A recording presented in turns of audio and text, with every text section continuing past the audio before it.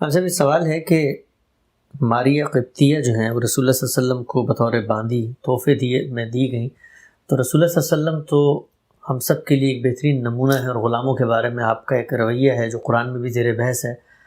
آپ نے مثال کیوں نہیں قائم کی کہ آپ ان کو آزاد کر دیتے یا اس تحفے کو لوٹا دیتے تاکہ امت کو سبق ملتا کہ لونڈیاں باندیاں نہیں رکھنی چاہیے؟ یہ اصل میں آج کے زمانے میں بیٹھ کر رائے قائم کر لی جاتی ہے کہ آزاد کرنا بڑا حسن سلوک تھا۔ یعنی اگر آپ کے پاس کوئی لونڈی ہے، آپ کے پاس کوئی خادم ہے، کوئی غلام ہے، تو یہ دیکھا جائے گا کہ حالات کیا ہے۔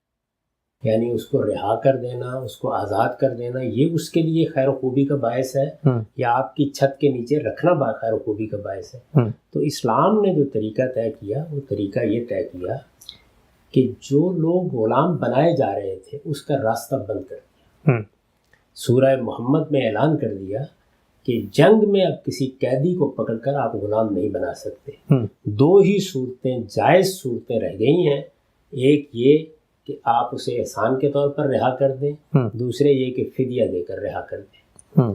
تو ان دونوں صورتوں کے سوا باقی ہر صورت ممنوع ہو گئی، اس لیے غلامی کا خاتمہ ہو گیا۔ یعنی اب کسی کو غلام نہیں بنایا جائے گا، کیونکہ آزاد کو پکڑ کر غلام بنانا یہ تو پہلے سے ممنوع تھا جی۔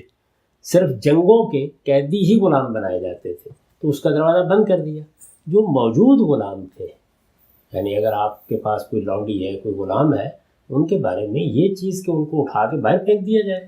ان میں سے بہت سے جن کا کوئی گھر نہیں تھا، جن کی کوئی معاش نہیں تھی، جن کے لیے کوئی سر چھپانے کی جگہ نہیں تھی، اخلاقی لحاظ سے بھی وہ بہت سے مسائل سے دوچار تھے، معاشرتی لحاظ سے بھی بہت سے مسائل سے دوچار تھے، اس کے لیے بھی بڑا حکیمانہ طریقہ اختیار کیا گیا، مکاتبت کا قانون۔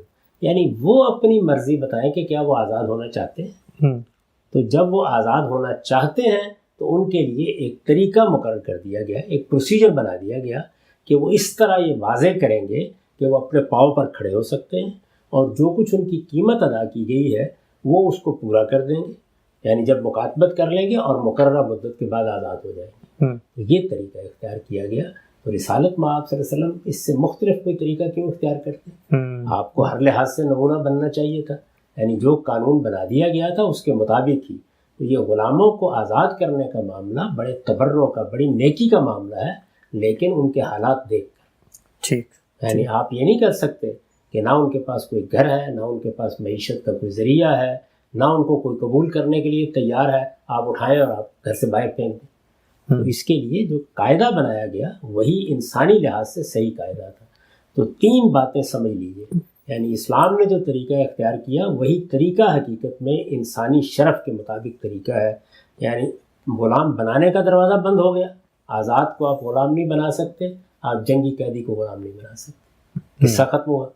موجود غلاموں کے ساتھ اس حسن سلوک کی تعلیم دی گئی کہ جو خود کھاؤ انہیں کھلاؤ، جو خود پہنو انہیں پہناؤ، وہ گویا بالکل برابر کی سطح پر آ گئے۔ جو آزاد ہونا چاہتا ہے، یہ چاہتا ہے کہ وہ اس صورتحال سے نکل کر اپنے پاؤں پر کھڑا کر لے، وہ اس کے لیے مکاتبت کا طریقہ اختیار کرے، یعنی ایک معاہدہ کرے گا کہ اتنی مدت میں یہ ثابت کر دوں گا کہ میں اپنے پاؤں پر کھڑا ہو سکتا ہوں۔ تو اس کے لیے آزادی کی راہ کھول دی گئی اور حکم دے دیا گیا کہ انہیں آزاد کر دیا جائے۔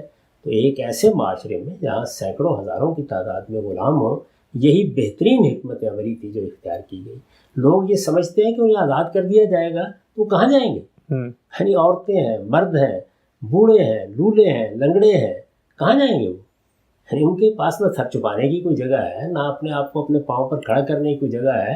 یہ وہ زمانہ نہیں ہے جس کو آج آپ دیکھتے ہیں کہ سینکڑوں کی تعداد میں کارخانے قائم ہیں اور زمینوں پر جا کر کام کر لیں گے۔ چھوٹے چھوٹے دیہات اور گاؤں ہیں جس کے اندر یہ آزادی ان کو ملنی ہے۔ تو اس کے لیے ایک پروسیجر ضروری تھا، وہی بنایا گیا۔ ٹھیک ہے ہم سب